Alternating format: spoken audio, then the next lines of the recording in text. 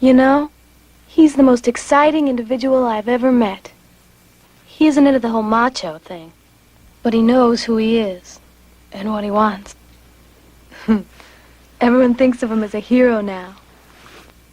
But I share his feelings, and he's touched my soul. And right now, I would give anything to run my fingers through his feathers. George Lucas presents an electrifying new comedy, Howard the Duck. More adventure than humanly possible.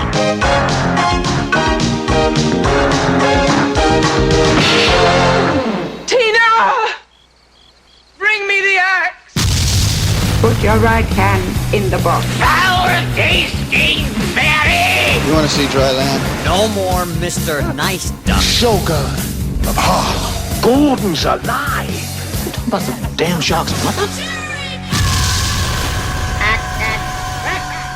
Welcome to Cherry Bombs, the underappreciated movies podcast. This is a show where we rip the scarlet letter off of some unfairly maligned films. I'm Dustin.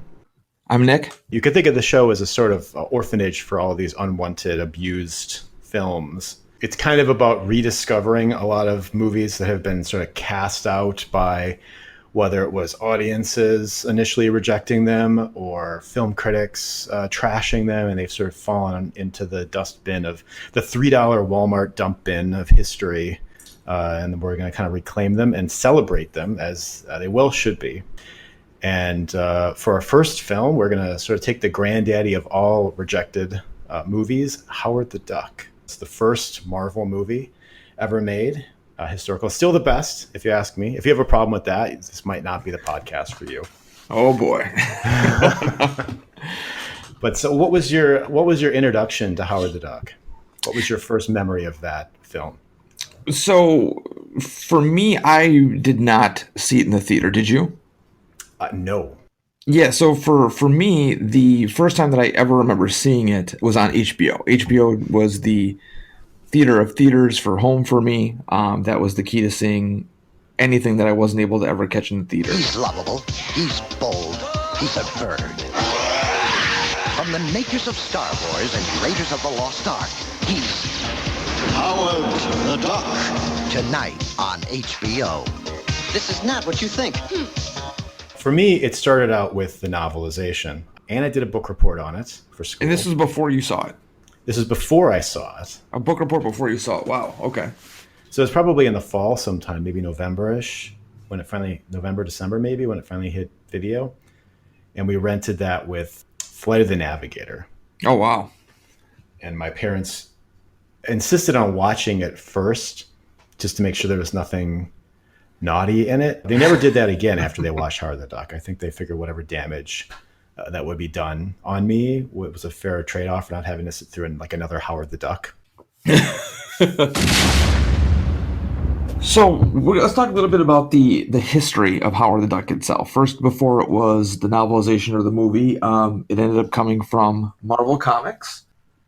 Howard the Duck's first appearance was in Adventure into Fear number 19. The artwork was done by Val Merrick, which was also the co-creator with Steve Gerber, who was the writer of Howard the Duck. So the movie started again back in 1973. George Lucas was a fan of the comic book series, and when he rapped on American Graffiti, he had mentioned to the co-writers on American Graffiti, Willard Huyck and Gloria Katz, who co-wrote American Graffiti. They also contributed to Star Wars. Temple of Doom, they also wrote. They wrote Indiana Jones' Temple of Doom, probably my favorite of all the Indiana Jones movies. We have a lot to thank them for. After American Graffiti, George had said that he had found this comic book about a duck from outer space that lands in Cleveland. And he said it was just, he thought it was very funny. And he thought it was kind of very film noir with this absurdist element.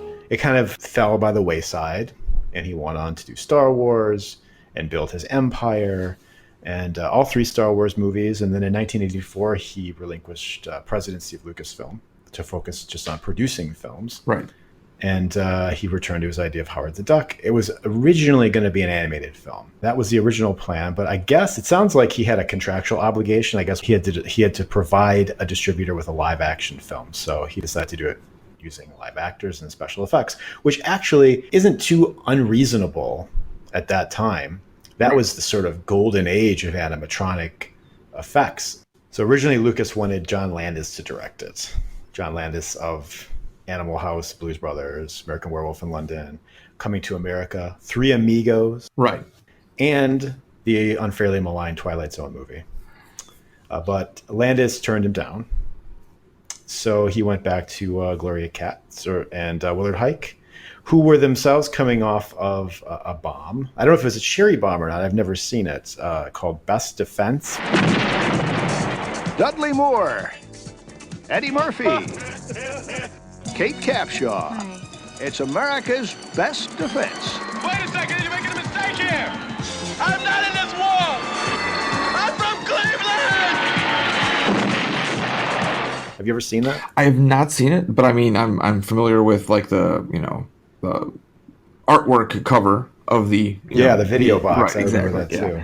So that was bombing. So they were all kind of in need of each other. So they started to develop ideas for the film. So Gloria and I sat down and started working on stories. Actually, the original story that we came up with was Howard in Hawaii, because we thought it'd be sort of fun to shoot there.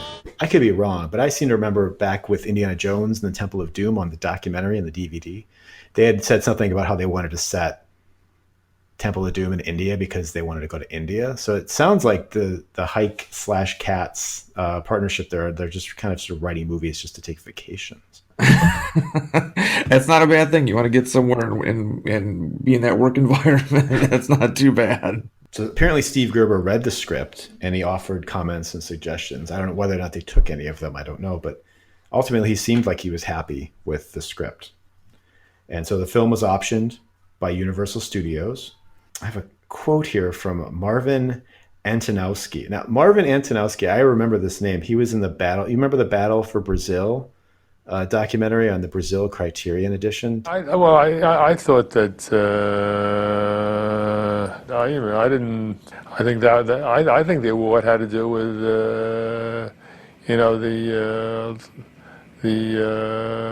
the world's dullest speaker. So Marvin Antonowski said that the president of Universal, Sidney Sheinberg, who also was very prominent in that documentary about Brazil, sort of like the supervillain of the Battle for Brazil.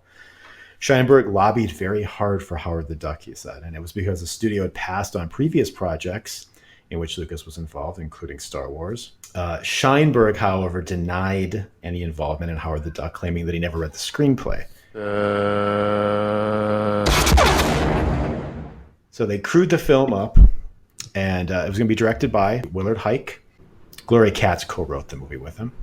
It was produced by Robert Latham Brown, Ian Bryce, Gloria Katz, and of course the most prominent name, and the one that they sold the movie on the back of, George Lucas. Right, who also, I think, unfairly takes a lot of the blame for the fail, because if anybody talks about how awful the movie was, or that it bombed, or this or that, it always, it's got his name attached to it before anybody else's. For director of photography, they brought on Richard Klein, who had shot previously Soylent Green, Star Trek The Motion Picture, another cherry bomb, King Kong, the 76 version, and of course the immortal classic My Stepmother is an Alien.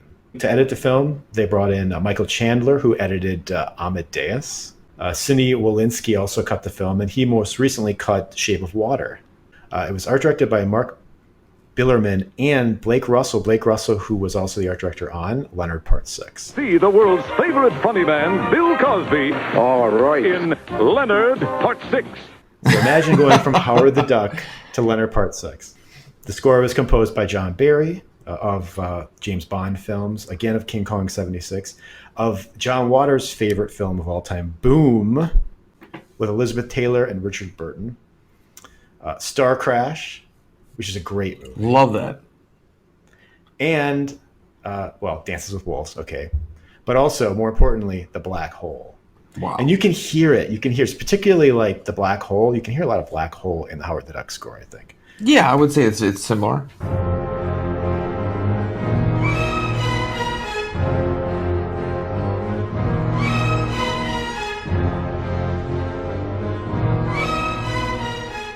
All right, so let's talk about the cast a little bit. First and foremost, outside of Howard, the biggest lead in the movie is done by Lea Thompson, who plays Beverly Switzler, who is a punk rock girl, who is obviously in Cleveland where Howard lands. And Lea is huge, in our movie lives here, because prior to Howard, she was doing Jaws 3D. She was doing Jaws 3D. Jaws 3D guaranteed to be a Cherry Bombs episode. I guarantee. Please look forward to that one. Absolutely. She was doing All the Right Moves with Tom Cruise. She was in Red Dawn, Back to the Future, Space Camp. Space Camp, another one. Yes. It wasn't a long process, but I remember I went to the director and his wife, Gloria Katz and Willard Hike. I went to their house for the screen test. There were only like 3 or 4 girls there. And I had been doing space camp, so I was scouring Huntsville, Alabama for rock gear, because I wanted to look like Madonna. That was weird. But yeah, I went all dressed up in like the crazy hair and the crazy outfit, and they appreciated that. Originally, they wanted to cast a real singer to play the role of Beverly, and they looked at it says that they considered Cyndi Lauper and Belinda Carlisle. Whether or not either of them would have done the parts is questionable, but they did consider. I can't imagine Cyndi Lauper agreeing to do this movie, although she did do Vibes with Jeff Goldblum. That's true. So perhaps she would have done Howard the Duck. It's hard to know. Tori Amos was another one before she was the Tori Amos that we know today. And I think she was originally cast. And then when Lea Thompson, coming off of Back to the Future, decided that she was interested, and they suddenly decided to show Tori the door and made an offer to Lea Thompson instead. Who does sing, and she's great. But the whole singing thing was a real big deal. Like, I had to audition almost the whole time I was making the movie, because they kept threatening that they would have somebody else sing the songs.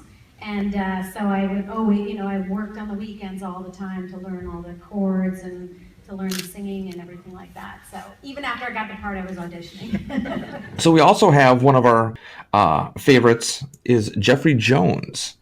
So Jeffrey Jones, of course, prior to this was, Ferris Bueller's Day Off, and the I don't know if it will be in a future Cherry Bomb, but it should be the Transylvania 65000 horror classic. We'll have to discuss that one. Keep your fingers crossed, everyone.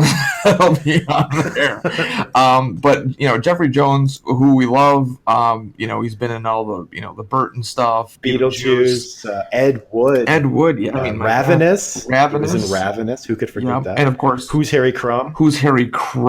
So yeah, he's been in so much stuff, and so in this he plays Dr. Jennings, who is the one that is responsible for bringing Howard from Duck World to Cleveland by accident with his spectroscope laser. Academy Award winner Tim Robbins. Yes. Also was in Shawshank Redemption, Bob Roberts, The Player, a lot of classy movies. Yeah, he directed Dead Man Walking. Also in the cast, Holly Robinson Pete. Yes. Also known as Holly Robinson, as KC, member of Cherry Bomb, the band.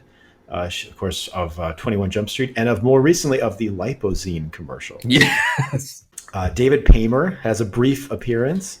David Paymer of City Slickers, Mr. Saturday Night, Nixon, Mighty Joe Young. And there's a very small appearance by Richard Kiley. The voice you're now hearing is Richard Kiley. We spared no expense. There were actually 8 people credited as playing Howard. Ed Gale, sort of probably the most well-known of those people. Yes. He was in the Howard suit, for probably the majority of the stuff. He also played Dink in Spaceballs, Station in Bill and Ted's Bogus Journey. He was in Child's Play. Yes, Chucky. Tim Rose also was Howard the Duck. He's a puppeteer, actually, mainly. And he was Admiral Akbar, Salacious Crumb. Yes, Akbar. TikTok in Return to Oz. Yes. Debbie Lee Carrington, she played additional ducks. She was also probably best known as herself, not in a costume, as Thumbelina. And Total Recall, yes, absolutely. Yeah, she just recently passed away, didn't she? Was it a few years ago? I can't remember. Yeah, it was just a couple of years ago, I think. And listen to this. I mean, talk about a resume. She played the Emperor Penguin in Batman Returns. She was in Harry and the Hendersons, although I have no idea where. Maybe she was she must have been one of the child. Oh, yes. Yeah, Harry's family at the end. You're right. Yeah. Garbage Pail Kids, she played Valerie Vomit. She played in Return of the Jedi, and in the Ewok Adventure, she played Weechee. Oh, wow. And Under the Rainbow with Carrie Fisher and Chevy Chase. Wow, that is definitely... That is a life lived. Right? Absolutely.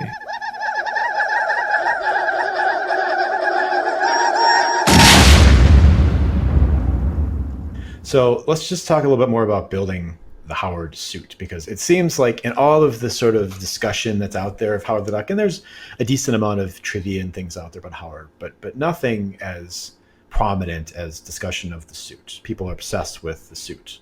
Also that the suit didn't work, or that the suit was like it was the shark of Jaws, was the duck of Howard the Duck. I, first of all, completely disagree with that. I want to say up front. I think it's a flawless suit. It really is. It's a great little animatronic creation.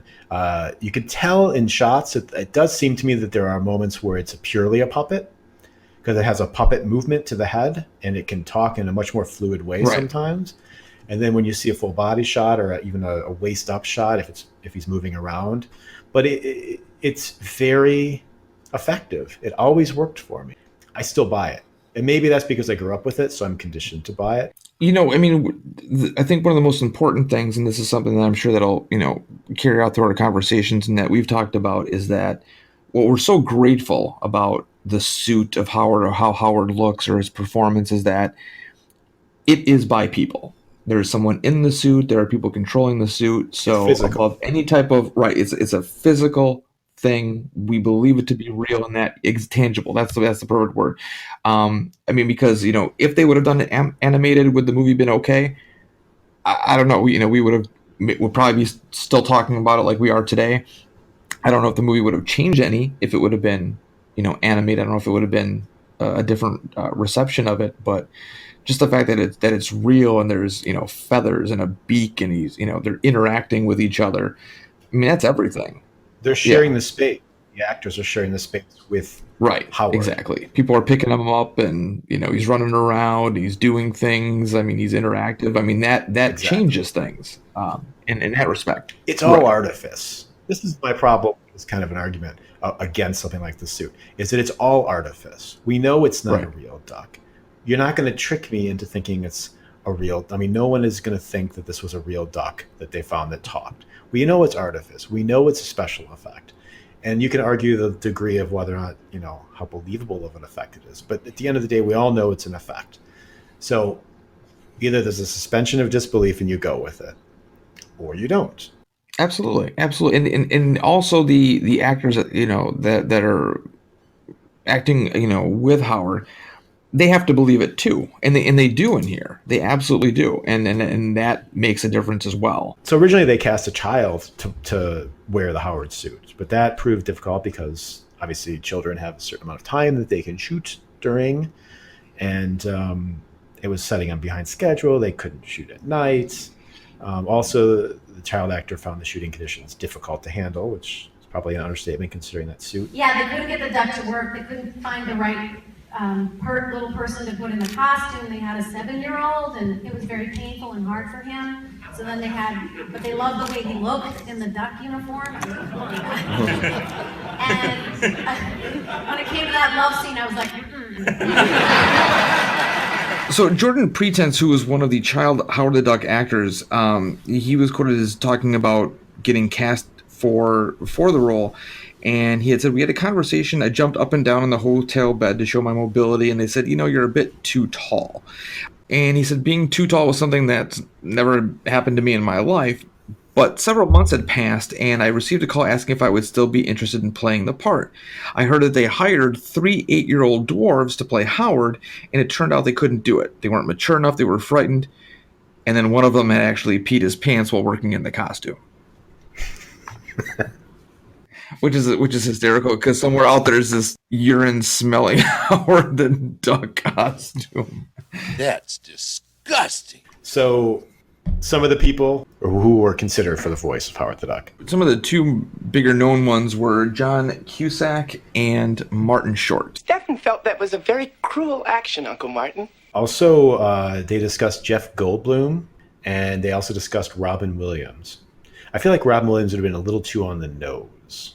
Yeah, I agree. Jeff Goldblum would have been interesting. Jeff Goldblum would have, yeah, that would have been all right. I mean, I think Robin Williams would have been more goofy than what the character would have been. You don't have to compete with the weirdness of the movie. Right.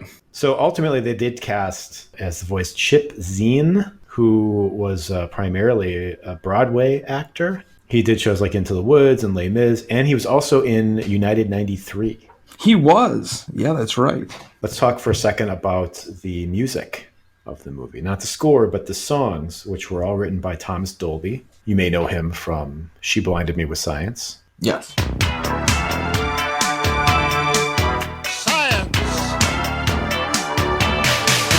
I am a huge fan of this soundtrack.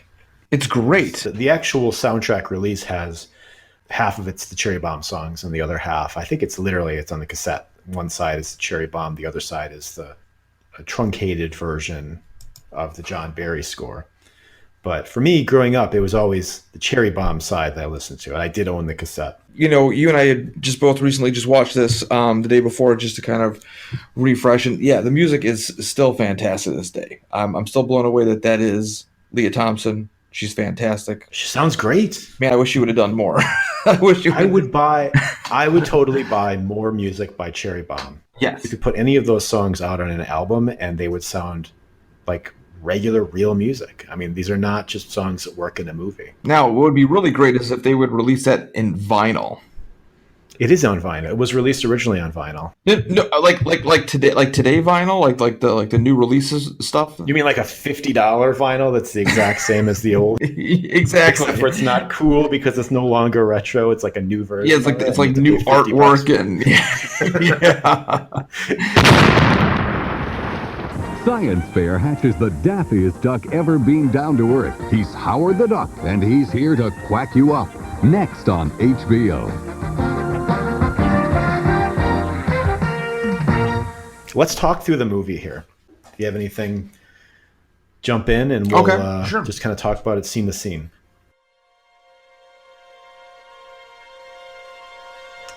So the first thing that needs to be pointed out is the first shot of the film. The pan up from the lake or from the ocean, whatever that is, to the twin moons on Duck World. I took it as very much a sort of homage to the twin suns on Tatooine in Star Wars. That's exactly what that is. That is a Lucas stamp of A New Hope on there. So then we go into Howard's apartment, this pun-filled apartment. Breeders of the Lost Stork poster, Rolling Egg, and Play Duck magazines with the Play Duck headlines, Beaks, Portals of Desire, and Chicks of Lake Superior. There's a postcard from a girlfriend named Michelle. Also, there's a voicemail from another girlfriend named Wendy. So we get this idea that Howard is a player. Hi, it's Wendy. I had this really intense dream last night, Howie. I was running my fingers through your feathers, and all of a sudden, well, you better come over tonight and I'll show you what really happened next. Now, one thing to mention that the difference that, well, outside of the two moons or the two suns or wherever they are, outside of that, Duck World is no different than Earth. No, it's like a mirror universe of Earth, but with ducks, because it has like the duck version of Earthbound products and Earthbound movies. It's Earth, but with ducks, and it's shaped like an egg. Duck World is shaped like an egg, yes. And you find that out once Howard gets pulled through. Exactly. So his apartment starts to shake, his recliner is picked up and pulled through the walls. Hey, I can't get up! What is going on here? Apparently done with a very, very early wire removal, using a computer. Before that was commonplace, before like Terminator 2 did it to the motorcycle jump, and now it's pretty standard with all effects movies, the wire removal thing. Maybe the first movie to have done wire removal. One thing I want to mention just prior to him getting pulled out is something that we should mention is the so-called nudity in Howard. So when Howard comes home and he's lighting up his cigar and having his beer, he's bored with the day-to-day television shows. So then he resorts to which is our version of Playboy. He has Play Duck, and so he's looking at this fold out of a nude duck, topless duck. Yeah. And then that's when the wire work starts to happen. What did you want to mention about you just wanted to mention the nudity? Well, so I mean, so for me that was like I'm pretty sure I would have like looking around the house and be like, is anybody else seeing this? Like, am I the only one that just saw like duck boobs? It is a naked duck, but with a regular human woman proportions and body parts. Yeah, feathers and nipples. Feathers and nipple. As a child, yes. Did that do it for you? Not that, but once he's getting pulled through his apartment, and he busts through, he goes past a couple in bed that are reading, and as he gets pulled through another apartment where there is a duck that is bathing. I'm such a lucky girl in love.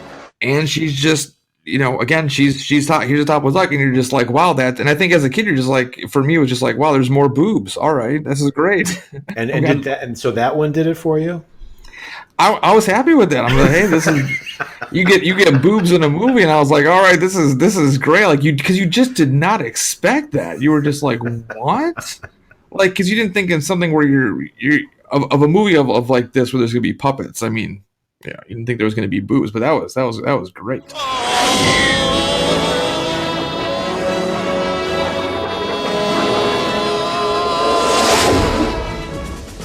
Howard is the only person that is getting pulled from Duck World. No one else is getting pulled up in this laser beam. Just him alone. It just hit his living room, and grabbed him. Right. So it pulls him through this interdimensional portal through space. As Richard Kiley narrates as the voice of God. The cosmos. Countless worlds upon worlds. Worlds without end. In these galaxies, every possible reality exists. And what is reality on any one world is mere fantasy on all others. Here, all is real and all is illusion. What is, what was, and what will be start here with the words, in the beginning there was Howard the Duck. And we get this beautiful, awesome Howard the Duck logo that comes up on the screen. It's like the monolith when it first appears. Yes, it's like the monolith, and it's just one of my favorite title reveals in a movie ever. And then we tilt down on Howard being sucked to the earth. I just want to take a moment here. Okay. Because you might want to cut this out. Okay. I could be completely off on this, but I don't think that it's coming out of left field. But this is something that's, even as a kid, I've always thought every time I watched Howard the Duck. When Howard the Duck gets pulled into that portal, it looks like a vagina. Now, the other part of that, just the hole that he gets sucked into, and then he goes into that pink fleshy tube. If you've ever seen the movie For Keeps with Molly Ringwald. Promise me you're not going to have this baby. I know the whole world is your oyster. Oh, yeah? What about my son's oysters, huh? Title credits, when that happens, the camera is going down a pink tunnel. And when it comes out at the end, you realize you're coming face to face with a penis, and he's ejaculating in there, right? So that's what I always attributed to that tunnel that Howard was flying through. Because I'm just like, oh my God, that always reminds me of For Keeps for some reason. I guess I never thought of it as a pink fleshy tube, but... Now, please go back and look at that and tell me I'm wrong. I don't think with the sexual stuff that goes in there, I'm that far off. But when that hole opens up and Howard comes out of it into Cleveland, looks like a vagina. I'm sorry. It does. He crashes into another chair in a back alley in Cleveland, or Cleveland, as he would call it. As he does it, yes. Instantly accosted by Cleveland punks. And Yes. a sort of montage series of run-ins as we hear Cherry Bomb, fronted by Lea Thompson, performing Hunger City.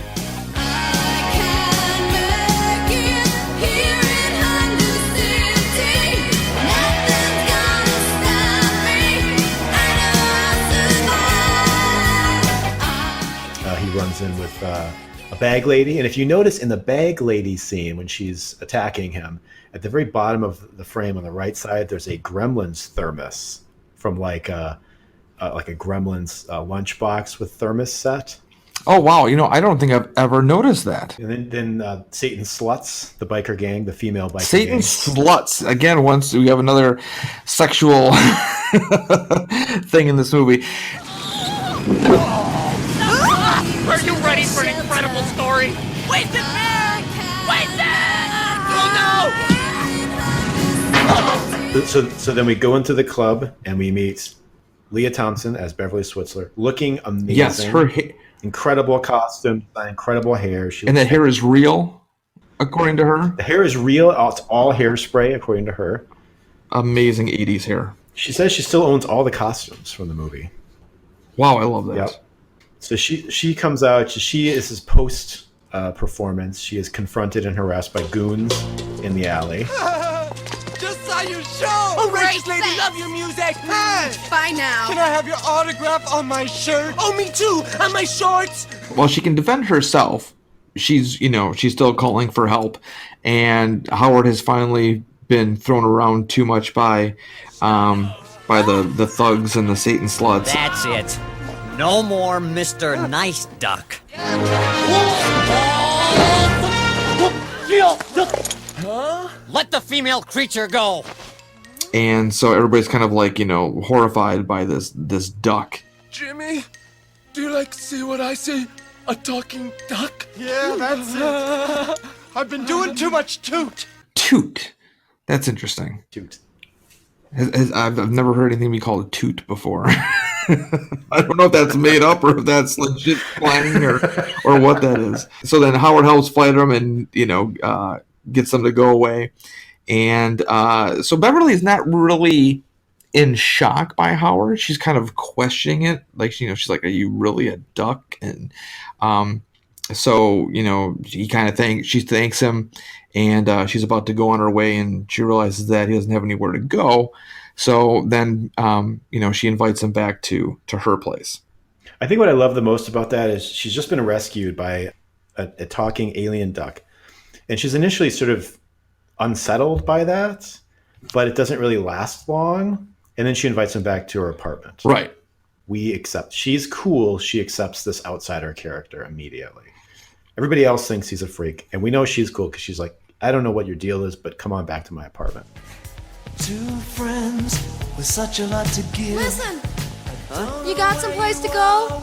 Hey, if I had someplace to go, I certainly wouldn't be in Cleveland. So then we return to Beverly's apartment, and we go there for the first time. And she lives in like the punkiest, most 80s block in Cleveland. Yeah, and they go up to her loft. She starts to offer him like milk in a saucer. And he asks for a beer. Yeah, so she gets him a beer, and then he explains to her that he went to medical school, and then he mentions that he dabbles in music. So they just kind of talk a little bit, and then he falls asleep. She covers him up, and his wallet drops out. So she grabs his wallet and starts going through it, and she finds his driver's license and a picture of his. First of all, there's a picture of Howard like on the beach with two girls.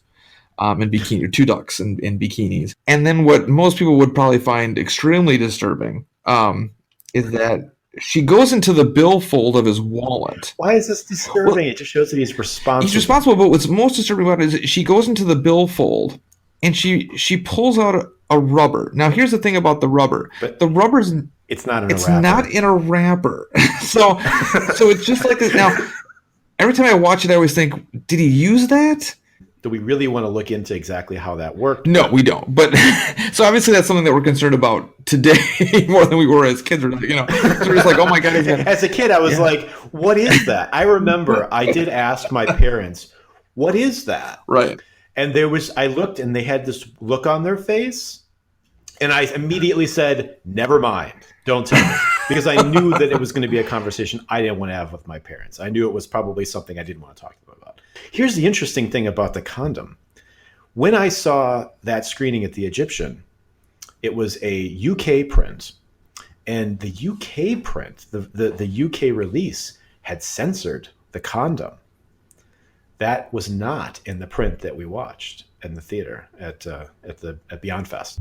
Wait, so you're saying when they released this in the UK, were they blurred out? No, they cut the scene completely. So the scene's in there, but they cut that part of the wallet. So she just looks through his wallet, but then doesn't see the condom. Exactly. Wow. Now, see, I'm so surprised that comes from the UK because the UK has no problems with that stuff. Right. I mean, it's usually violence that gets cut in the UK, not we're more prudish than they are. So that's really interesting. But Beverly's reaction is sort of like, she's like, "Oh, Howard," kind of like, "Oh, you dirty boy, you dirty duck." It's not like she's like horrified, but she's kind of like, "Oh, you're a player," type of a. Now you got to wonder if she was like, "You dirty duck," because you're carrying a condom around with you, or if she's like, "Why do you have a used open condom in your wallet?" Yeah.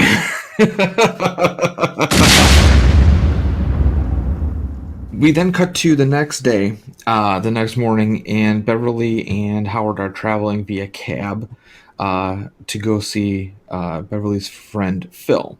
Now, Howard, in the back of the cab, for some reason at this point, is in a trash bag. Well, she's trying to disguise him so people don't freak out. So people don't freak out, although this talking creature in a bag doesn't seem to be any better. So they go to see Phil, who is, as we encounter right now, Tim Robbins, who is playing off to be a paleontologist at a museum, and see if they can figure out, how to get Howard back. Is he a paleontologist, or is he just? No, he's not a paleontologist, but that's what he's pretending to be. He's claiming to be a scientist, but actually just a lab assistant, right? Or even janitor, really. So what's interesting about Tim Robbins' performance here is he's really truly the only one doesn't get it. He doesn't get it. He's really over the top. This is amazing. Man's oldest fantasy. Across a sea of stars, look up in the sky. It's a bird. It's a plane. No, it's a duck. Yeah, he's a little too big for what he needs to do.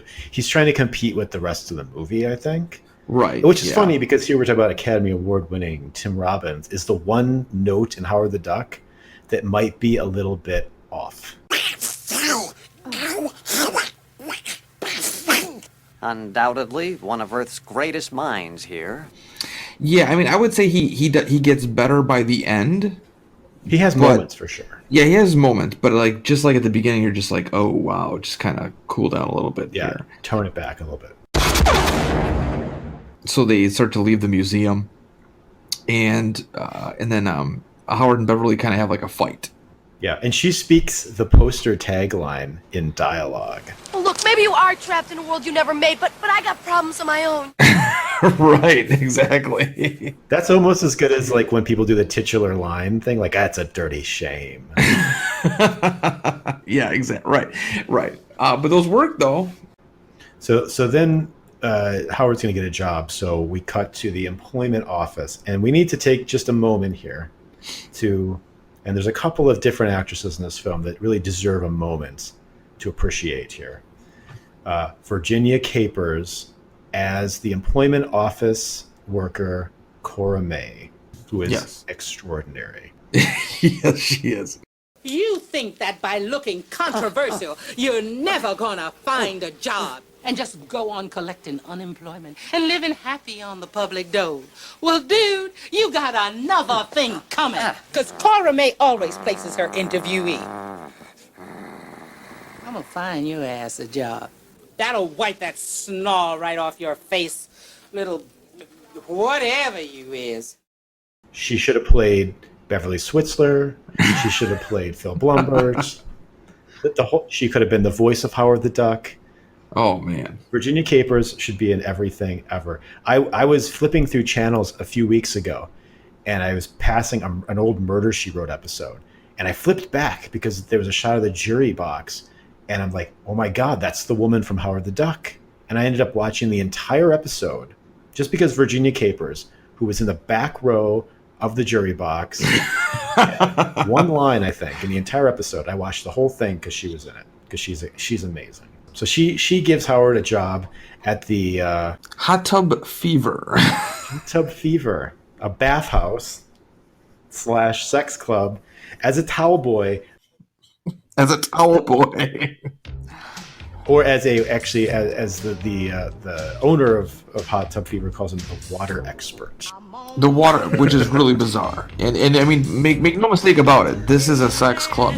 Towels, lotions, antibiotics. Because the first image is a couple that are into it, and they come stumbling out into the hallway, so, and Howard's like disturbed by this. He's just like, oh, it must be like mating season, he says, or something like that. Another duck pun. And meanwhile, there's this amazing song playing over the whole thing called I'm On My Way. I'm on my way. I had a mighty hard time. Lord, but I'm Sung by Tata Vega. She was in 20 Feet from Stardom, actually. She was one of the people that was profiled in that. Really? Well, that's fascinating. Oscar-winning 20 Feet from Stardom. It's like Howard the Duck is a monolith itself. Everyone who touches him is attached to greatness. So Howard pushes his boss ultimately into the lava of love pit, and he quits his job. What is in that lava? What is that? I always wondered what that was. It's mud. Is it like just a mud bath? Okay, all right. It's a mud bath, yeah, a bubbling mud bath. And he ends up back in the same spot where he first met Beverly. So he goes back into the club, and she's singing this really great song, which is essentially to Howard about how she misses him and she's lonely, and so that's where they reunite. I don't know why you're not talking to me. I don't know what went wrong. Two people who had so much together really ought to get along. Yeah. And Howard meets Ginger, their manager, their douchebag manager, Ginger. Yes. And his friend Richie, played by Richard Edson, who you may remember from Ferris Bueller's Day Off. Yes, he was the guy that the valet that put Miles on the car. Valet. Yep. And Thomas Dolby has a cameo as the bartender. So it gets ugly. Howard is hurled down the bar like in Superman 2. Yes. Fights back again with the quack foo. Uses ice picks as a weapon 6 years before Sharon Stone. Gets the band's money that Ginger has been hoarding from them.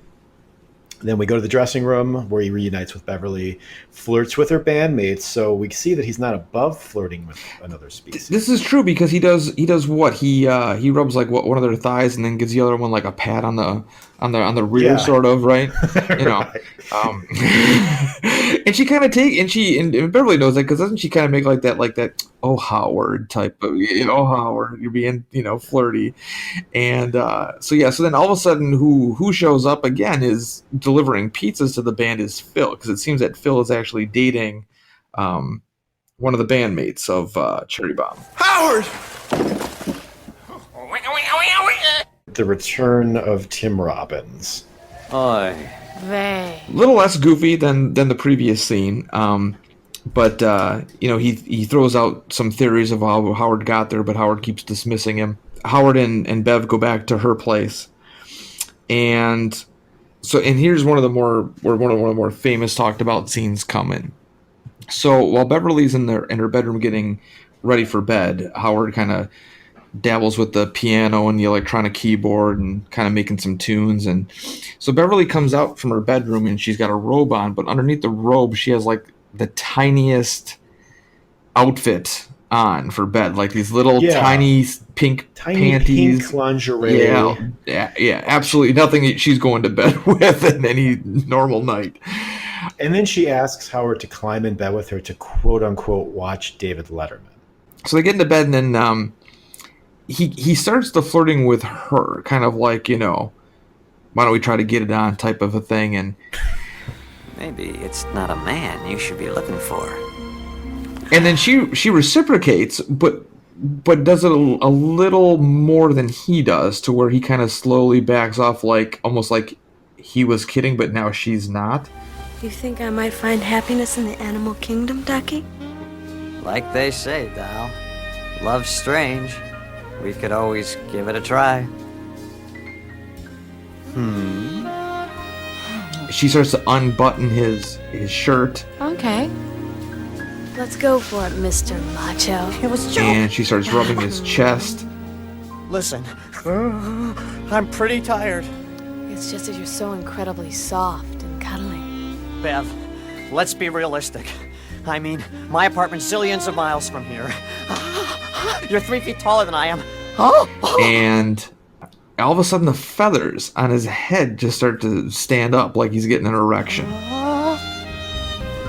Whoops. So there is, interspecies erotica. Very much so. Very much. Another reason why this movie is fantastic, because here you've got this tens of millions of dollar budgeted movie that's being released with George Lucas's name on it, and ILM special effects and Universal Pictures, a big summer movie, and it's got these incredibly bizarre, subversive elements. And I think that as an adult, that's probably the thing that I love the most about Howard the Duck. Is yes, it's an incredibly weird movie, it's an incredibly subversive movie, but it's sort of the most shocking subversive thing about it is that all this weirdness was packaged and released as like a summer blockbuster. Right. That's wonderful. That's sort of the equivalent of like John Waters' Hairspray. Yes. Where it's like, it's almost this sort of Trojan horse that creeps in there. And so he's kind of like freaked out, and then she's like about to like take her top off, and he stops her, and and then she says, "Oh, I'm just kidding, Howard." But she says she's kidding. I think she would have done. I think honestly they would have kept. I mean, I think if Howard was into it, she would have been into it. She would have been like, "Whatever, let's do this." I really don't care. But it does seem like they're awfully cozy by the end of the film. Yeah. So there is the possibility of love still. There's no more time through the rest of the film for this to go any further, which I think may be the only reason why we don't get more of that. That's possible. I'm actually curious to know, like, if what they would have done, or was that always their initial plan, or did they have something else where they would have been more lovers, whether or not be that scene or something different, or something like that. So as she says, she's kidding. She goes, well, how about a kiss, Ducky? And as they go to kiss, you see from a different point of view, kind of like their shadow on this curtain of her, like, them kissing romantically. And it ends up being Phil, Tim Robbins. And now we are finally introduced to Dr. Jennings, who is the great Jeffrey Jones. Listen to me, small visitor. I can explain how you got here. What's more disturbing? A talking duck in your bed, or Jeffrey Jones suddenly showing up in your bedroom, unannounced? Today or then?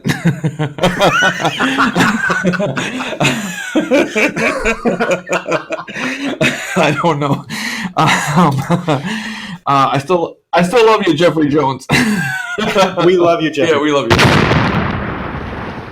Jennings explains to Howard how he got there, and how he got there was by Jennings had this laser, the spectroscope laser. It accidentally hit Howard and brought him back, so now Howard wants to go back to the lab and reverse the process and send him back. They arrive at the lab, and we find out from David Paymer of City Slickers that an explosion has occurred in the lab. Larry, where's Dr. Jennings? All right, come here, let me show you this.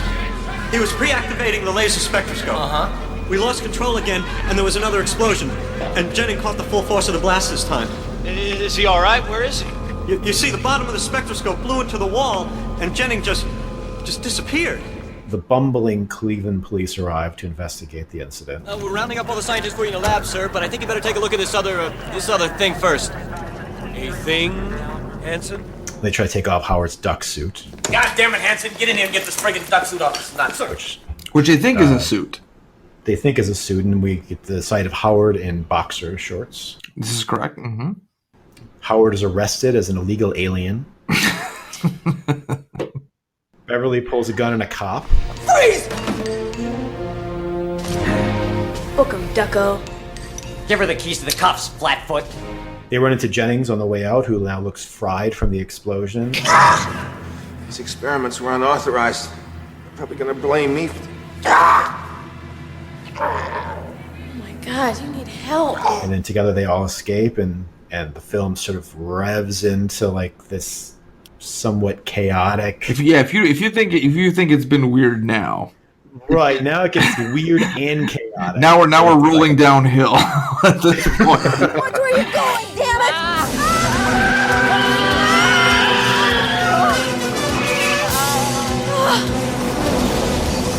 Listen, an evil has landed.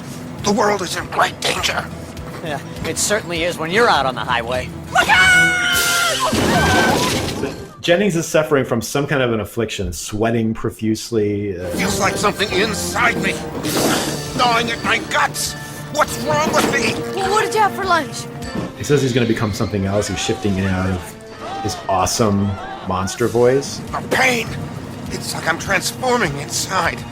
I'm afraid I'm about to become something else. Which was enhanced, particularly as his transformation progresses, enhanced by the immortal and legendary Ben Burt of Star Wars sound effects fame and countless other brilliant sound effects. So he has this Jekyll and Hyde thing that's going on right now. Howard and Beverly they're concerned, but not like, they kind of think he's more crazy than anything. Like, they don't think that. Well, that's kind of the strange thing, is that Jennings warns them a few more minutes later that he's becoming the Dark Overlord of the universe, and that actually the Dark Overlord entered Jennings' body to disguise his appearance, which they don't take seriously at all. No, they keep thinking like he's something he ate, or they make jokes about that. They're just cracking jokes about it. Yeah.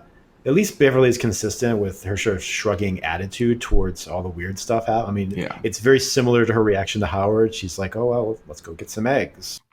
And they end up at this diner. Joe Roma's Cajun Sushi. Cajun Sushi, yes. And then there's this great moment when they all walk in, which kind of sums up like what's great about this movie, just the weirdness of it. When they walk into the diner, everybody turns and looks. And there's this like punk band girl singer, a man transforming into an interdimensional monster, and a talking alien duck sort of standing there together. This is why I hate the night shift. So now we launch into this diner scene, which apparently took a month to shoot this sequence. Right, because there's lots of stuff that happens in this one diner. The scene in the restaurant when the ketchup blows up and all that, they built that set, and we were there for a month. It's really hard to be funny when you've done every angle, including the ketchup's POV. When they got to the ketchup's POV, I was like, no! It's hard to tell a joke that many times. And here's where we're going to take a moment to again acknowledge the brilliance of an actress, an unsung hero of the film by the name of Jorlee McClain, who plays the waitress Crystal. Hostility is like a psychic boomerang. Oh man, wow. she is amazing. She gets it. Yep. She gets the tone. She knows how to play it. I tried to like find out like where is she at, what else did she do. She only has 2 other credits, a movie called Undercover, and an episode of 30 something where she played a character that didn't even have an actual name, and she died in 2010. What, really? Wow. What'd she die of? I couldn't find out. I don't know. That's freaky. But it does say on her IMDb page, according to a piece in The Advocate, Jorlee McClain, with entrepreneur Wendy Robbins, formed a retail company called Everything for Love, which developed various items, including a popular head massage device called the Tingler. Wow. So there's a completely arbitrary bit of trivia that dang, Crystal the waitress and Howard the dog developed the Tingler. I wonder what the Tingler looks like. I think it's a thing, like a wiry thing that you put like on your... I have one of those. I do. You've got a little piece of Jorlee McClain in your home. Jennings. I told you, bird brain, I am not Jennings anymore. I am now one of the dark. overlords of the universe. So Jennings now warns him that he is now the Dark Overlord, and states that the laser hit the nexus of Somnus, which is awesome. That's a great name. That's like the coolest name since the Omega. The Omega Hedron from Supergirl with Helen Slater. Supergirl, yes. The Nexus of Somnus, a region of demons where the Dark Overlords were exiled eons ago. Just as you were brought down here accidentally, tonight, the laser beam released me from that region of demons and pulled me down into that lab. Small universe. During the explosion, I entered Jennings' body. And he's going to use the code key, which is a great prop, to activate the laser spectroscope and bring down the other Dark Overlords, I guess to take over the Earth or whatever. And all this whole time he's transitioning through these progressive stages of makeup. Getting worse and worse. Which are increasingly, more and more cool. He's sweating acid. You know, for me, playing the part that I played, which was really two different people, but inhabiting the same body, the kindly scientist, kind of distant Dr. Jennings, and the dark overlord of the universe who inhabited his body. It was great fun because it did actually have an arc and a development, and plus the fact it was very extreme, so I loved being the dark overlord of the universe, who incidentally Willard referred to as the dirty underpants of the universe. Then they get interrupted by rednecks. Now, do we want to point out just before that their specials come? So they order 3 beers and 3 specials. Oh yeah. And Howard is insulted because the specials is eggs. What? You ordered 3 specials. What's wrong? This will mean the extinction of all existing life forms. You haven't even tasted it yet. What do you think? I'm into cannibalism or something? Hey, are we like all in the same discussion here? Fried eggs. So they send it back and they just have the beers, and then they're interrupted by the local rednecks who try to mess with. One of them tries to mess with Jennings, and Beverly has one of my favorite lines in the movie. Leave him alone. He was just in an industrial accident.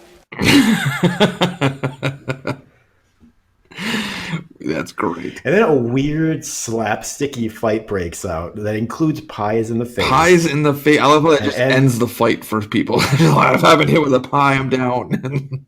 The sushi chef is about to chop Howard up alive and cook him, which no one finds unusual. I don't know. Are they just trying to kill him or eat him? I think they're going to eat him because they're seasoning him. They are seasoning him, right? Like a Looney Tunes type of a thing, right? So Beverly's trying to save Howard and not deal with Jennings, and then she tells the redneck group, she's like, "Hey, that's my boyfriend." And then you have this moment where they all stop and look at her, and one guy's like, "That's disgusting."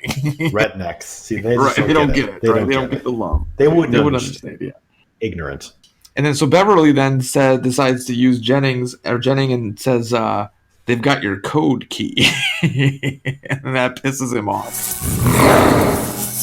Oh my god. And here's where, this is where some of the best stuff in the movie that he starts to pulse and emanate with that beautiful 80s style animated glow and animated lightning. Fantastic stuff. I love it. I could never, every movie should have animated glow and animated lightning somewhere in it. Right.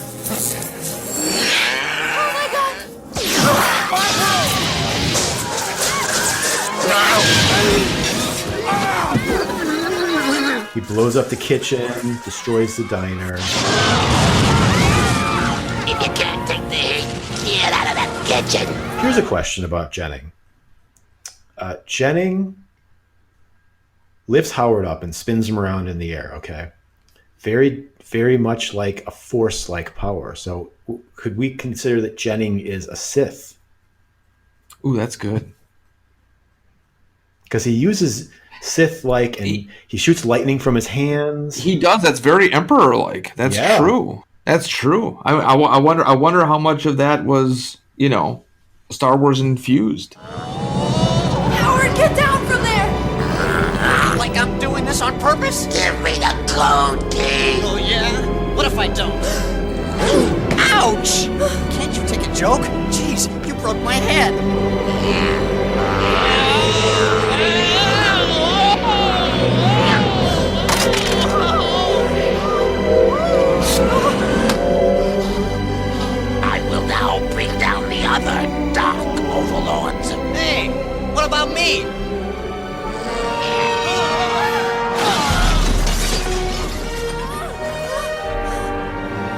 Does Howard the Duck take place in the Star Wars universe? Is it a sort of extended universe type story? Is Howard the Duck in one of the pods in the Phantom Menace Senate scene? Has anyone ever looked? Well, we are now. We are now. And do we not have subsequent special editions where they could that would be a special edition I could get behind.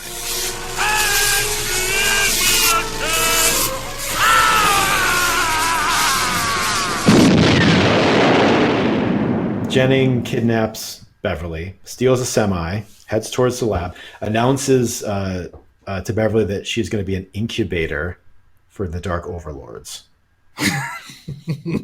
Yes. Then he needs energy and he sticks his little tentacly, extendy tongue into the cigarette lighter.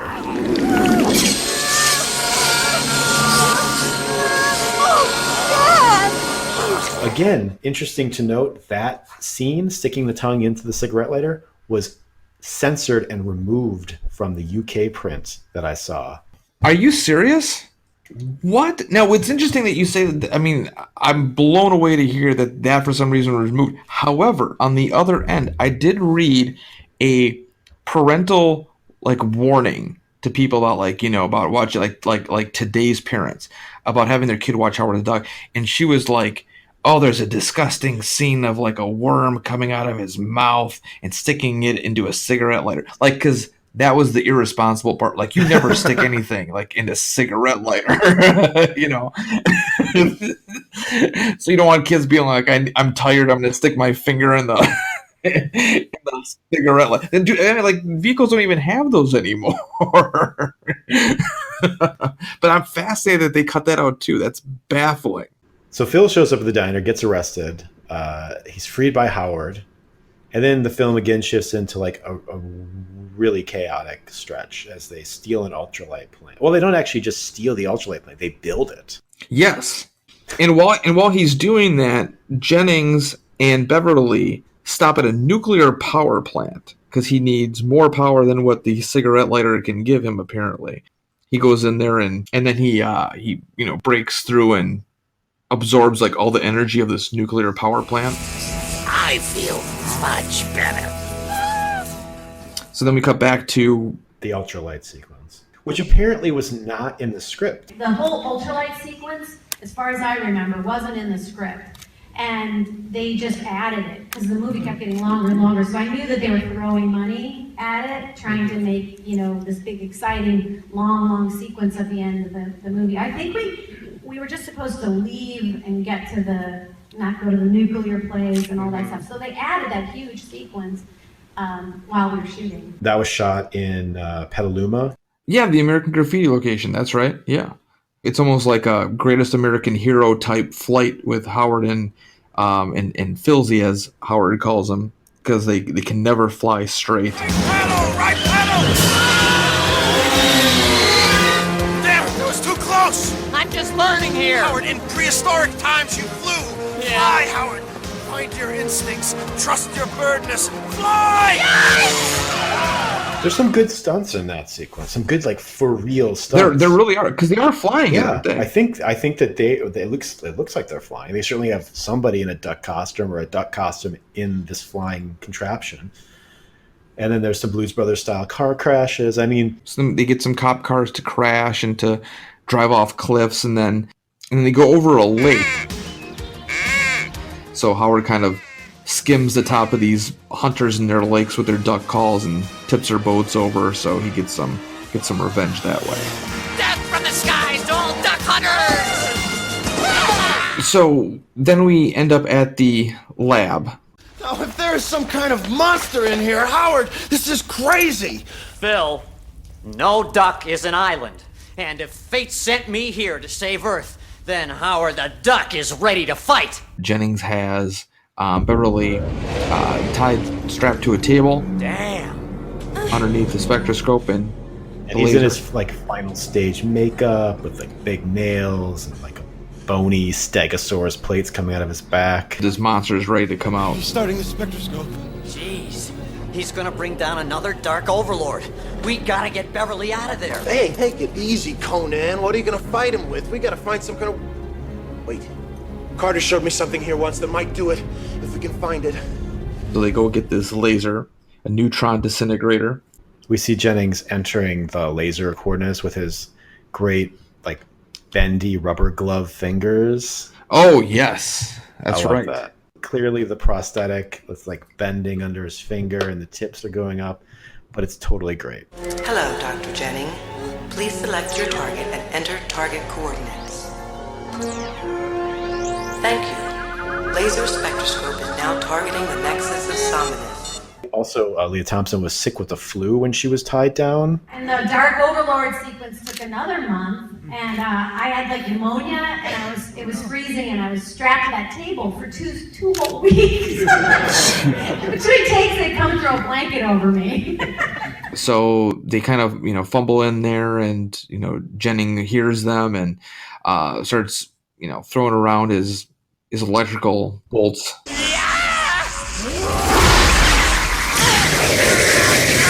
Jennings zapping Howard with the lightning, then he's blasting with wind from his mouth, the neutron disintegrator charges up and fires, and then there's this sort of orgy of the most beautiful 80s colored lightning you've ever seen, beams slamming into each other, massive optical effects, explosion, and then we think the Dark Overlord's dead.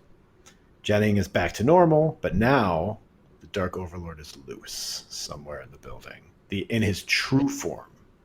In his true form, which is amazing.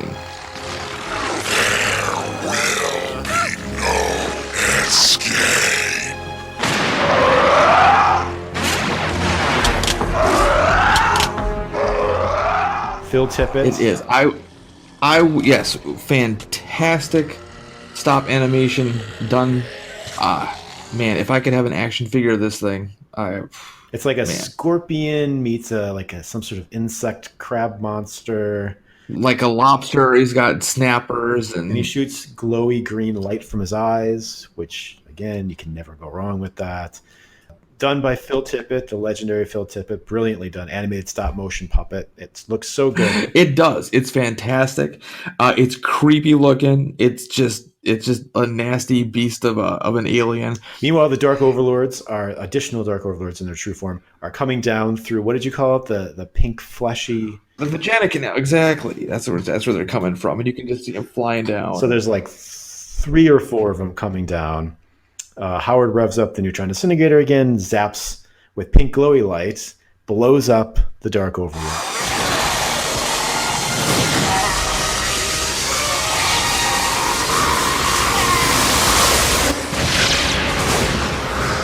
But now the question is, how do we stop the other Overlords from coming down? The machine, Howard! You gotta destroy it! Blast it! However, what happens if we do that? No, Howard, don't. We'll never get home. Howard can't go home. Howard's got to make the big decision here. Goodbye, Duck World. Get out of there! Run! 10 seconds and counting to arrival. Over here! 10, 9, 8, 7, 6, 5, 4, 3, 2, 1. Arrival.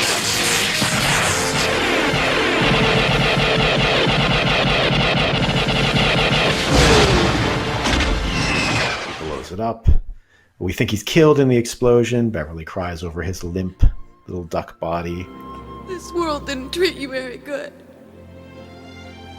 But you saved it, didn't you? And then he wakes up. Fooled you, didn't I? Howard. It's all right, Toots. We cut to the kind of ending that every movie should have, a big rock concert finale featuring all of the main characters, except for Jennings. Now, where is he? Why was he not at the show? Huh, that's a good question. That's a good question. Why is Jennings' story over there? We need to maybe he's counting money at the door. But now Beverly and the Cherry Bombs, they are playing not like in a seedy bar. Like this is like a full-on arena. Yes, it's a big show. Like rock concert show. Like it's sold out. And they have tons of fans already. Like they're tons an of overnight fans. sensation. They call him Howard the Duck. No way to conceal it. Till the feathers touch, I love him apart. Right, like they've saved the world, now they're popular, you know. Howard's the manager now, which probably accounts for why they're so popular. Phil is now running, you know, stage and pyrotechnics and all that stuff. And we need to say that this whole sequence, they're playing the greatest song in the movie, and truly unironically, and it also must be said that this podcast is intended to be unironic. We actually like these movies. Yes, we're not we do. being ironic or sarcastic. There's enough of that stuff out there. We love Howard the Duck. Also, I love that song, Howard the Duck. It's This so is a great catchy. song. You can hate the movie if you really truly want to, but as you said before, you cannot hate the music. So Howard drops down on the stage, and then Phil gives him a little tiny guitar. And what's interesting is that Lea Thompson gets to play guitar because Howard is putting some moves on stage and she's copying Howard, which is funny because Michael J. Fox did those. I thought the same thing. It's in very Back to the Future. Yeah.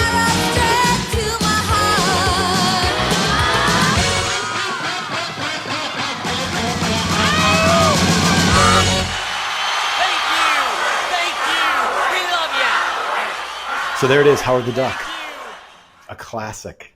Absolutely a classic. We encourage you, if you've lived with Howard the Duck, watch it again, show it to your family. Show it to your kids. Yes, show it to your kids. But if you've never seen it before, please watch it again. I mean, it's a time capsule. They'll never make movies like this anymore, at least in our lifetime. Embrace it. It's great. It's great. The first teaser that came out, which we played at the top of the show, was this strange, almost like a 1-900 chat line commercial with Lea Thompson. That is a perfect way to describe it. Where she's talking about this incredible man, we think, that's come into her life, and then it ends up being a duck. And that's it. We don't see any clips from the film or any images of Howard. But she's laying on her side, very sultry, just kind of like, you know, like. So an unusual approach for a teaser trailer. Maybe probably not the one that probably. But I like it. I think it's weird and perfect. But for the general public, maybe it didn't sell the concept of the movie. Then the theatrical trailer, again, there's no Howard in it. He's kind of, you see him from behind. You see like quick shots of him like flying out of frame and things like that, but there's no image of the duck costume. And I wonder if that's because they were afraid of the duck costume. Here, he's forced to reassess his career goals, You went to med school? to explore new relationships, to redefine his self-image, I'm sorry, we don't allow pets on the premises. to adjust to a changing lifestyle, All right, pull it out! until he discovers just who he really is. Oh, no. A duck in big trouble. That's a duck, man. Howard the Duck, trapped in a world he never made. Coming from George Lucas, a Willard Hike film, a Gloria Katz production. There was this thing in the 80s where they're like, don't show it. Make people come to the theater to see it. They didn't like to show E.T. in print ads. They never showed Harry from Harry and the Hendersons.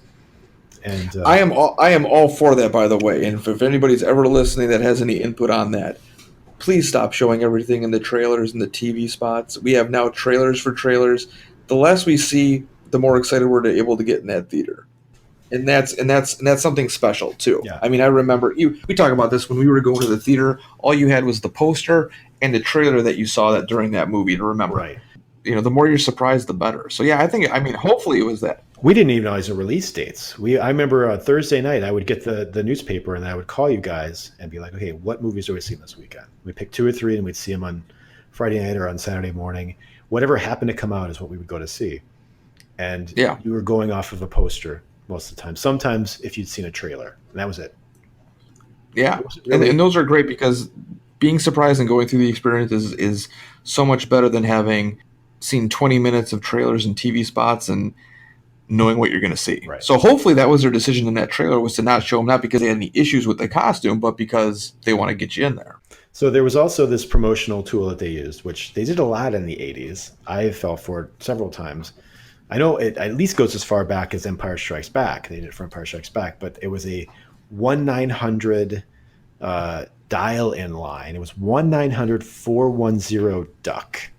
And you would call the number, and you would get messages from Howard. Oh, man. Greetings again, Earth friends, and thank you for calling me Howard the Duck. Being a movie star is great, but with my talent, there's no reason I couldn't be a rock star, too. So here, just for you, is my smash hit debut, Duck Rap. Hey kids, look sharp, because here I am. I'm Howard the Duck. I'm your main man. I've come to save the Earth this summer from alien beings. Oh, what a bummer.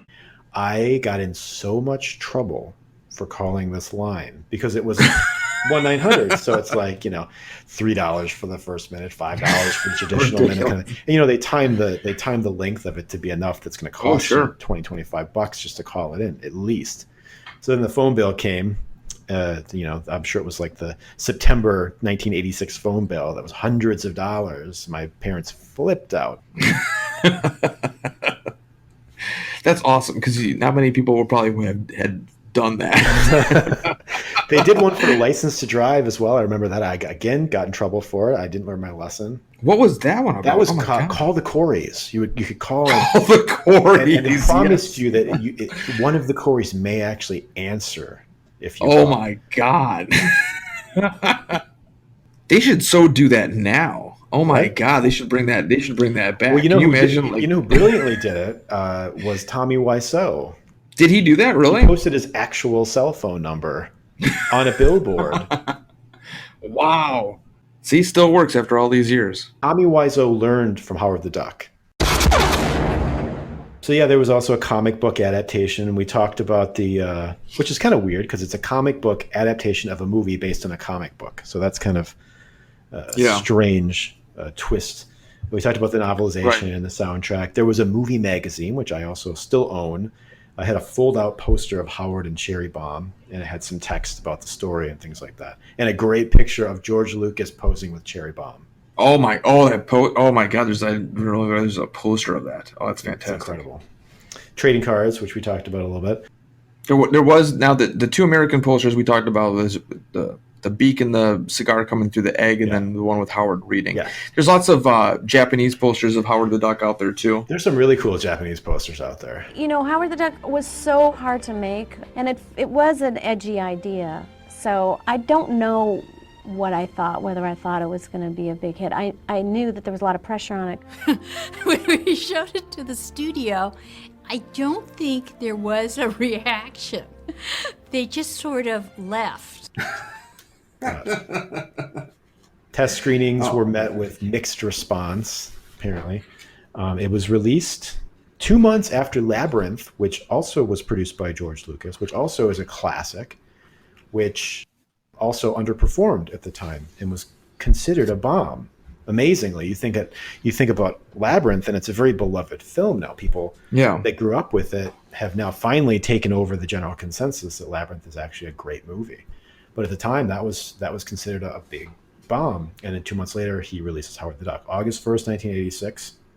It opened against Friday the 13th, Part 6. Previous weeks saw the release of Flight of the Navigator, Nothing in Common, and I have a story about this. So I went to visit my grandfather, and he's like, what do you want to do? I said, I'm going to go to a movie. He's like, all right, what do you want to see? We got a theater down the street.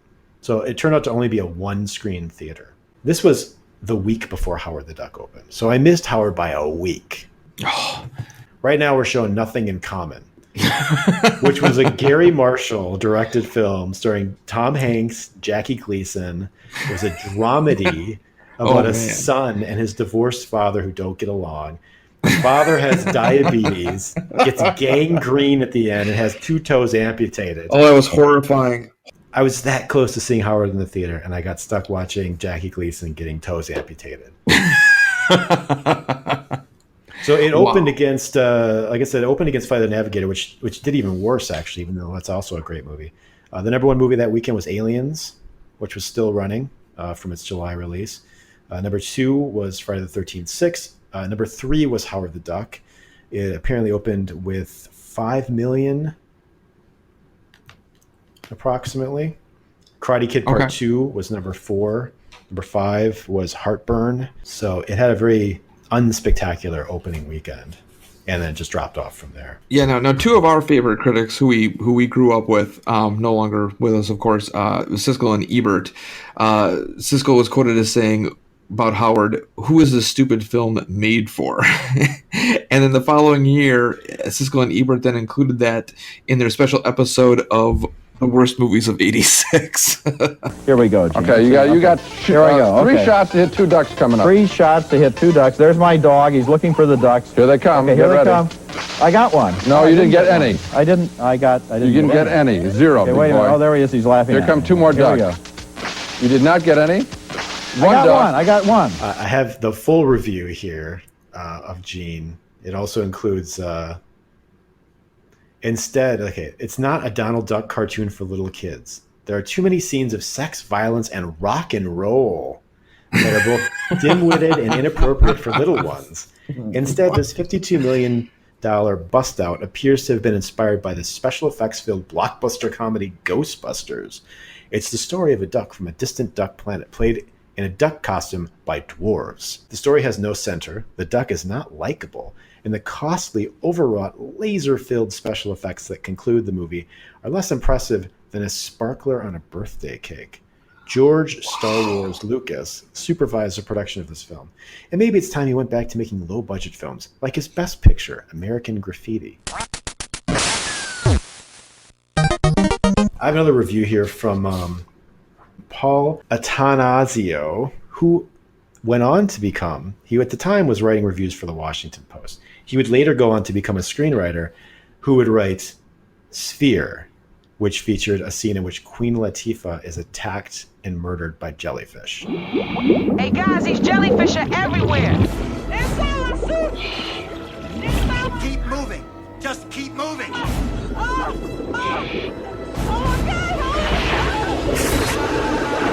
As you watch Howard the Duck, you get the vivid sensation that you're watching not a movie, but a pile of money being poured down the drain. The movie's only interested in Thompson's legs. It would have helped if Hike and his co-writer, producer Gloria Katz, had given Howard some snappier lines, but what passes for wit in Howard the Duck is mostly dumb duck puns. So what's left is a melange of fistfights, car chases, rock and roll. Everyone's up in such arms about rock and roll in these reviews. Explosions and electrical storms that make Howard the Duck the noisiest movie since last week. Wow. So that's just a sampling of the critical response, which was harsh, but it feels to me a lot like maybe Waterworld 2, where they were ready to hate it, and they started writing bad reviews before the movie even came out, just because they had a lot of good puns that they themselves could use, while they're criticizing the dumb duck puns that are actually used in the film. They themselves are using dumb duck puns. And objecting to rock and roll. Who objects to rock and roll? I mean, how 50s is that? It's probably because, sex, drugs, and rock and roll. They're like, oh, God, it's all in the same thing. Right, and you did have all three because you had toots. That's right. I've been doing too much toot. So you had the sex, and then you had the rock and roll. So yes, Howard the Duck did have all of that. That's another reason I think we might have honed in exactly on why Howard the Duck is such a great freaking movie. Sex, drugs, rock and roll. Here's a crazy stat about this that I found. I would assume this is true, but I can't say 100%. But from the information I got, it says that Howard the Duck forced the resignation of Universal Studio president Frank Price less than 2 months after the film's release. The Variety trade paper headline was "Duck cooks Price's goose." More puns. More puns. But see, that's the thing, too. They try to write bad about it, but they still use the duck pun. Nobody can get this out of their head, Yeah, I found something that says Frank Price and Sidney Sheinberg engaged in a fist fight after arguing over who was to blame for greenlighting the film. Wow. Willard Hike and Gloria Katz left for Hawaii and refused to read reviews of the film. The Razzie Awards, of course, plenty of nominations. Yeah. There. It was nominated for 7 and won 4. Won Worst Screenplay, Worst Visual Effects, which is nonsense. Worst New Star for Ed Gale and the others who played the Duck. Wow. And Worst Picture. It did tie Worst Picture with Prince's Under the Cherry Moon. Keep busting. It lost Worst Director. Willard Hike lost to Prince for Under the Cherry Moon. Wow. Worst Supporting Actor, Tim Robbins. Here's the irony. Tim Robbins lost the Razzie for Worst Supporting Actor to Jerome Benton from Under the Cherry Moon. Man, if there was a time to win one. Right. And it also lost Worst Song, which is a completely nonsense nomination to begin with. Howard the Duck, the song, was nominated for Worst Song. It did lose to Love or Money from Under the Cherry Moon. Film was considered a flop, grossed $16 million, almost about $16.5 million, $21 million worldwide, for a total of about $38 million, just under $1 million above the production budget. So it's still technically, at least maybe not advertising, but it made back its production budget. It was listed in the 2014 LA Times as one of the costliest flops of all time. It was really, really, really, really hard. I think I was shivering in my corner. It was like, yeah, it was a really hard thing to take. It was so brutally received. And yeah, I just immediately took some kind of wonderful, which I had turned down. But I was like, I better get back on the horse or I'll never get another job. I mean, it was really, just that kind of, it was so vicious. I mean, the movie is so sweethearted, you know? It just didn't really feel like it deserved that. Tim Robbins won an Oscar for Mystic River. He went on to having a successful career. Jeffrey Jones certainly went on to Beetlejuice, Devil's Advocate, all the other ones we talked about. Chip Zien found fame on Broadway, etc. Ed Gale was hired to work on Spaceballs because Mel Brooks said anybody who was in Howard the Duck can work on my movie. Yes. Gale said he receives more fan mail for Howard the Duck than his Chucky performance or any of his other movies.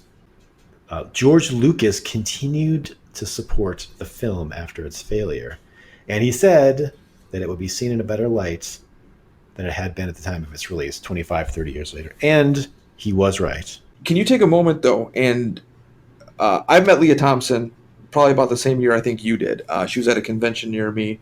She's wonderful. She hasn't aged a bit. Just absolutely fantastic, genuine woman. But you got to experience this awesome screening of Howard with her. Yes. And that was at the Egyptian Theater. Is that correct? It was at the Egyptian Theater in Hollywood, on Hollywood Boulevard. It was part of Beyond Fest, which is an amazingly cool annual genre film festival every year. And they screened a brand new Howard the Duck 35 millimeter print that had been discovered. It was a UK print. And they had Lea Thompson present to do a Q&A afterwards. However, unlike a lot of those Q&As where in the last 10, 15 minutes of the movie, the guest will arrive and then they'll shepherd them onto the stage and then they'll kick them out the back door. She showed up early and she sat in the audience with us and she watched the entire movie. What was your feeling watching it tonight? I really enjoyed it. Thank you guys for coming out tonight. I mean, I've taken a lot of guff for this movie, and I've always been wrong. I know they're wrong. They are wrong. People enjoy it, and we accomplished our task. Absolutely. And I did actually really enjoy the movie. How was the crowd? How was the crowd watching that? There was a lot of love for the movie. And a lot of energy, a lot of good stuff. a lot of people. I mean, everybody was reacting to stuff. I'm sure it was probably one of the best screenings of that movie ever. Again, our goal is to tell you all about these. They're great movies. That's the thing. These are great movies that are either misunderstood or misrepresented because they didn't make the money that they should have or whatever. But these are great movies. So much love and so much talented people put their work into this. Howard the Duck is not a bad movie. No. I guarantee you we can come up with a list of bad movies that you'll never watch again. But Howard, you would. These movies deserve a second look and they deserve to be celebrated. And if you love this movie, don't apologize. I hate the concept of guilty pleasures. A guilty pleasure is a bogus concept. Either it's a pleasure or it's not. Don't feel guilt about it. And we've always said, well, first of all, art is completely subjective. And I know it may be a controversial view, but I very much consider film to be an art form, as do you, I think. Yeah, absolutely. And there's very low art and there's very high art and there's everything in between, and it's all subjective. So there is no rule that says that because the general consensus is this film is bad or this film is brilliant, that you must agree with that. And I think that's kind of what we're celebrating here on the Cherry Bombs podcast is particularly those movies that are very ostracized and just immediately considered by everyone to be bad movies, even by people who haven't seen them. We have extremely eclectic tastes that run the gamut from the most obscure art house foreign films all the way down to Howard the Duck. Right. But that doesn't mean that one is better than the other. It's all relative. That's how I defend Howard the Duck, is that people still love it. You know, it's for iconoclasts. It's for people who feel like they're on the fringe, or you know, or somehow relate to it, or somehow just hate when they're told, you should hate this movie, it's bad. And they go, I'm gonna love that. Rolling Stone, 1986. The cast seems eager to do sequels, and some are contractually bound to do them. Tim Robbins wants the next movie to be based on Howard's comic book battle with the deadly space turnip. Lea wants to see her character in Duck World. Willard Huyck wants to shoot it somewhere warm and sunny. Even Steve Gerber would like to try his hand at a script. And then just recently, Lea Thompson claimed that she was going to pitch a Howard reboot to Marvel with her directing. Please let this happen. All this stuff you mentioned just needs to happen. Howard is not gone and not forgotten. We're keeping the flame burning for Howard the Duck, which is a great, classic, wonderful cherry bomb. That is it for this episode of Cherry Bombs. Thanks for joining us. Thanks for listening. Remember, never apologize for the movies you love. Not bad for a duck from outer space. You were great, Ducky.